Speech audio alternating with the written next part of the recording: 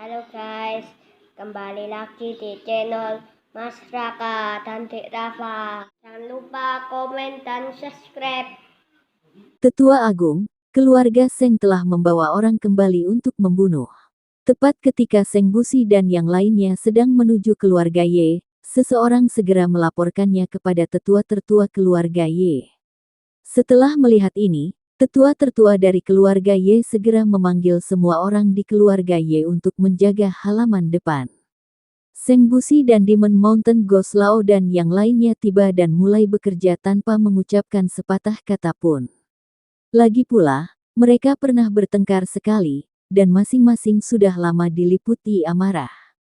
Jadi begitu mereka bertemu, mereka terlibat pertarungan sengit. Putri Iblis, ikuti Ji Yun ke kolam suci untuk menemukan Tuan Chen. Hantu Gunung Iblis berkata dengan keras kepada Bai Qian. Bai Qian mengangguk dan membawa Ji Yun menuju halaman belakang keluarga Ye. Hentikan mereka dan jangan biarkan mereka pergi ke kolam suci, raung tetua keluarga Ye. Semua orang di keluarga Ye memblokir Bai Qian dan Ji Yun. Tapi Iblis San Guilao dan Luo Shouhai terus membuka jalan bagi mereka berdua.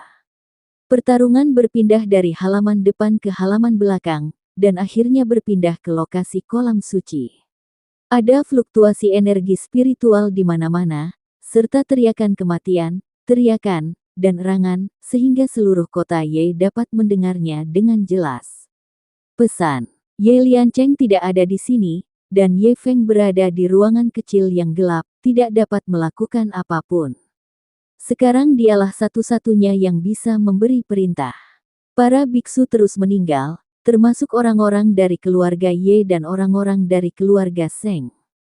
Meskipun Ye Liancheng tidak ada di sini, tetua tertua dari keluarga Ye dan beberapa tetua lainnya masih dapat mendukungnya. Terutama tetua hantu Gunung Iblis, yang langsung dirawat oleh tetua tertua dari keluarga Ye sendirian. Karena tetua tertua dari keluarga Ye dapat melihat bahwa hantu Gunung Iblis selalu yang terkuat di sini. Dan Luo Shouhai, yang kekuatannya berada di alam kesengsaraan tingkat 8, tidak dapat dibayangi. Jika bukan karena dua orang ini, keluarga Seng sendiri akan segera dikalahkan jika mereka bertarung dengan keluarga Ye. Keluarkan perintah untuk melindungi kota dengan cepat. Cepat. Tetua tertua dari keluarga Ye mundur dengan mantap di depan tetua hantu Gunung Iblis, dan berteriak tanpa daya. Diiringi kembang api yang terang, ia membubung ke langit dan kemudian meledak di udara. Separuh langit langsung berubah menjadi merah.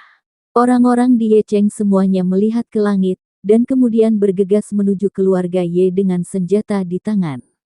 Keluarga Ye memiliki status dan prestise absolut di kota Ye, jika tidak, seluruh kota tidak akan dinamai menurut nama keluarga Ye. Tanda seru. Sekarang setelah perintah perlindungan kota dikeluarkan, semua orang di Yecheng harus bangkit untuk melindungi kota. Dari segala arah, kerumunan gelap terus berdatangan menuju keluarga Ye. Meskipun kekuatan orang-orang ini berbeda-beda, dan tidak ada biksu yang terlalu kuat, ada begitu banyak orang di sisi lain, dan kegelapan menyelimuti. Wajah Seng Busi langsung berubah jelek. Luo Shouhai dan penatua hantu Gunung Iblis juga mengerutkan kening. Tak satu pun dari mereka mengira bahwa keluarga Ye benar-benar dapat memobilisasi seluruh kota Ye. Ini terlalu keterlaluan. Semua anggota keluarga Seng harus mematuhi perintah dan mengatur formasi. Orang-orang ini tidak boleh terburu-buru masuk ke dalam keluarga Ye. Seng Busi meraung dan memimpin dalam mengeluarkan jimat itu dan melemparkannya tinggi-tinggi ke udara. Melihat ini, anggota keluarga Seng lainnya juga mulai membentuk formasi. Mereka harus mengisolasi seluruh keluarga Ye dengan formasi. Jika orang-orang dari kota Ye ini bergegas masuk ke rumah Ye, tidak ada satupun dari mereka yang bisa melarikan diri. Awalnya, tidak ada keuntungan bertarung dengan keluarga Ye, tapi dengan tambahan orang-orang seperti Ye Cheng, tidak akan ada ketegangan. Segera, seluruh keluarga Ye dikelilingi oleh sinar cahaya. Beberapa biksu bergegas ke depan formasi dan bergegas masuk ke dalam formasi. Mereka langsung terlempar oleh kekuatan yang kuat.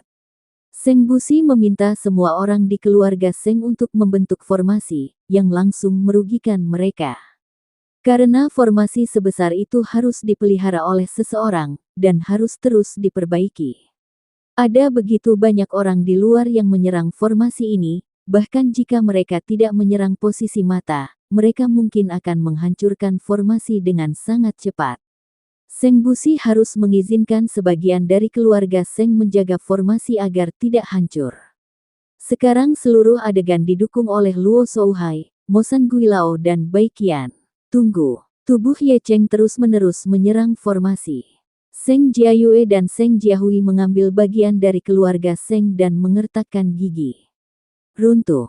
Retakan mulai terlihat pada perisai di sekitar formasi, diperkirakan tidak akan memakan waktu lama hingga formasi tersebut hancur total. Jimat diusir satu demi satu oleh keluarga Seng. Namun meski begitu, mereka tidak bisa menahan pemboman semua orang. Ayah, aku tidak tahan lagi. Seng Jiayue berteriak keras kepada Seng Busi. Aku harus bertahan sampai aku mati. Seng Busi tidak bisa melarikan diri sama sekali dan berteriak ke arah Seng Jiayue. Tapi semakin banyak orang di keluarga Seng yang sekarat. Penatua hantu Gunung Iblis dan yang lainnya juga direcoki oleh para tetua keluarga Ye. Melihat formasi akan runtuh dan semua orang di keluarga Seng dan hantu Gunung Iblis akan mati di sini, tiba-tiba awan hitam yang tak terhitung jumlahnya melayang di langit dan berkumpul di sini. Ada sambaran petir yang menembus awan hitam. Seluruh kota Ye diselimuti kegelapan. Perubahan mendadak ini menyebabkan semua orang berhenti dan menatap kosong ke langit. Apa yang sedang terjadi di sini? Seseorang bertanya dengan bingung. Lei Jieyun, apakah seseorang akan menerobos? Seng Busi menatap awan hitam di langit dan berkata dengan kebingungan di wajahnya. Bagaimana seseorang bisa membuat terobosan saat ini? Sangat sedikit orang yang menerobos dunia dalam pertempuran. Dan mereka semua ada di sini, dan mereka tidak melihat tanda-tanda terobosan apapun. Tidak ada yang tahu apa yang sedang terjadi, tetapi mereka diam-diam memandangi awan guntur di langit. Suasana menindas di awan guntur membuat semua orang tidak berani bertindak gegabah. Awan kesengsaraan guntur ini sangat kuat. Apakah ini master yang ingin menerobos alam kesengsaraan dan menjadi biksu alam Mahayana? Tetua Agung merasa bahwa aura awan kesengsaraan guntur ini sangat kuat. Seharusnya awan kesengsaraan guntur yang disebabkan oleh terobosan para biksu tingkat tinggi. Awan kesengsaraan guntur ini akan memiliki kekuatan berbeda tergantung pada ukuran terobosannya. Selain itu, ada banyak beku yang tidak dapat memicu bencana petir ketika mereka menerobos. Diiringi suara keras, badai petir turun dan menghantam kolam suci dengan keras. Air di kolam suci tiba-tiba tampak terbelah dengan keras. Melihat bencana guntur melanda kolam suci, Tetua Agung langsung menjadi bersemangat. Hahaha, yang membuat terobosan adalah kepala keluarga, kepala rumahlah yang membuat terobosan. Pantas saja kepala rumah tidak keluar dari kolam suci sekian lama. Setelah menerobos ke alam Mahayana, aku bertanya-tanya siapa di seluruh wilayah selatan yang berani menjadi musuh keluarga Ye kita. Tetua yang hebat itu tertawa gembira. Anggota keluarga Ye lainnya juga mengangkat tangan dan berteriak. Seng Busi dan yang lainnya mengerutkan kening, wajah mereka penuh kekhawatiran.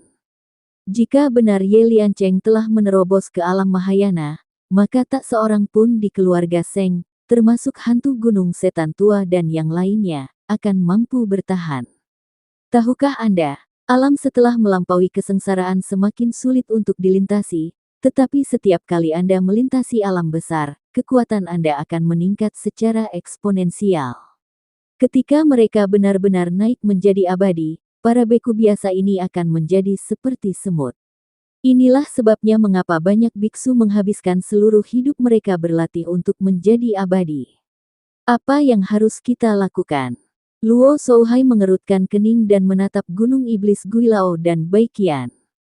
Sekarang mereka bergabung. Mereka masih bisa bergegas keluar saat Ye Liancheng masih menerobos. Tapi setelah Ye Liancheng menerobos, hampir tidak mungkin bagi mereka untuk melarikan diri demi hidup mereka. Iblis San Guilao dan Bai Qian juga mengerutkan kening. Chen Ping belum ditemukan. Jika Ye Liancheng juga berada di kolam suci, Chen Ping mungkin dalam bahaya. Awan kesengsaraan guntur ini milik Tuan Chen. Tuan Chen pasti telah membuat terobosan. Ji Yun menatap awan guntur di langit dan berkata perlahan. Bagaimana kamu tahu? Luo Shouhai tercengang. Intuisi, saya telah mengikuti Tuan Chen begitu lama, dan saya merasa Tuan Chen yang menyebabkan awan petir ini. Ji Yun adalah orang yang paling mereka kenal mengikuti Chen Ping. Ketika Ji Yun mengatakan itu adalah intuisi, semua orang berhenti berbicara, lagi pula, intuisi tidak meyakinkan. Gelembung. Tanda seru. Dasar kolam suci. Seluruh tubuh Chen Ping diselimuti cahaya putih, seperti cahaya suci. Aura putih dalam jumlah besar mulai mengalir keluar dari tubuh Chen Ping. Badai petir yang baru saja menimpa Chen Ping langsung diblokir oleh aura putih. Nafas semacam ini persis dengan nafas di batu pembangun langit, yang telah diserap ke dalam tubuh Chen Ping. Saat nafas terus mengalir, air di kolam suci seakan mendidih, bergulung dan mengepul. Kemudian, air di kolam suci meledak dan berubah menjadi anak panah air yang melesat ke segala arah. Perubahan mendadak ini menyebabkan semua orang mundur. Lalu terjadilah ledakan. Sesosok keluar dari air dan terbang langsung keluar dari kolam suci. Selamat datang di Tuan. Setelah melihat ini, sesepuh agung segera berlutut dan menyembah. Anggota keluarga Ye lainnya juga berlutut dan beribadah. Tapi Seng Busi dan yang lainnya hanya menatap sosok yang bergegas keluar. Saat sosok itu perlahan melayang di udara, Seng Busi dan yang lainnya melihat kemunculannya dengan jelas. Tuan Chen, ini Tuan Chen. Ji Yun meraung gembira. Seng Busi dan yang lainnya juga bersorak, terutama Bai Qian, yang begitu bersemangat hingga ada air mata berlinang. Bai Qian sudah memiliki perasaan terhadap Chen Ping saat ini, jika dia bisa, dia akan mengorbankan hidupnya untuk Chen Ping. Dan Chen Ping melayang di udara, dengan cahaya putih memancar ke sekeliling tubuhnya, seperti dewa yang datang ke dunia. Bencana guntur melanda Chen Ping satu demi satu, tetapi tubuh Chen Ping tetap tidak bergerak. Nafas di batu pengolah langit memang berbeda dengan energi spiritual. Ketika Chen Ping membuat terobosan, aura kuat terpancar dari sekujur tubuhnya. Chen Ping dapat dengan mudah menahan kesengsaraan guntur tanpa usaha apapun.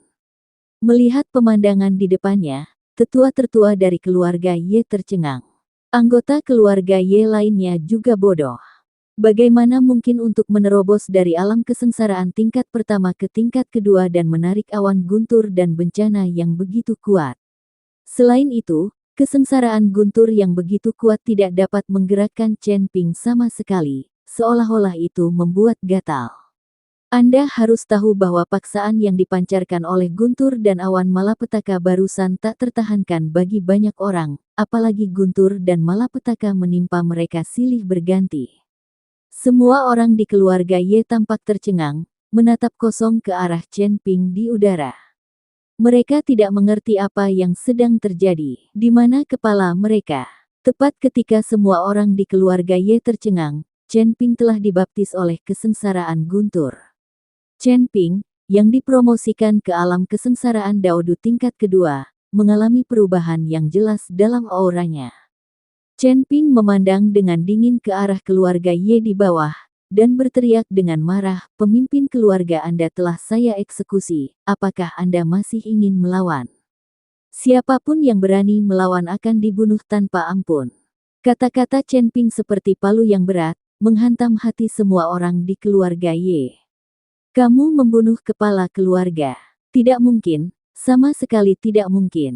Mata tetua pertama dari keluarga Ye penuh dengan ketidakpercayaan, dan dia menggelengkan kepalanya dengan putus asa dan berkata, "Tuan kami adalah biksu tingkat 9 di alam kesengsaraan.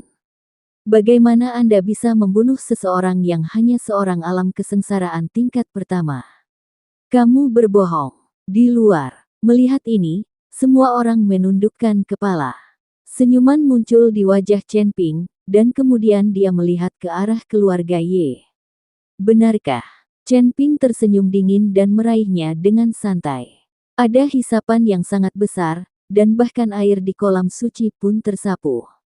Air di kolam terus melonjak seperti puting beliung, dan tak lama kemudian kedua tubuh Ye Liancheng dibawa keluar. Ketika dua bagian tubuh Ye Liancheng ditempatkan di depan semua orang di keluarga Ye, semua orang di keluarga Ye tercengang. Secercah harapan terakhir di hati mereka telah hilang. Ye Liancheng memang dibunuh oleh Chen Ping. Tetua agung itu duduk di tanah dengan putus asa. Anggota keluarga Ye lainnya juga kehilangan niat untuk melawan dalam sekejap. Di luar keluarga Ye, ribuan biksu sedang menunggu untuk bergegas masuk ke keluarga Ye dan mengusir Seng Busi dan yang lainnya. Tanda seru, cepat kembali, jika tidak jangan salahkan aku karena bersikap kasar.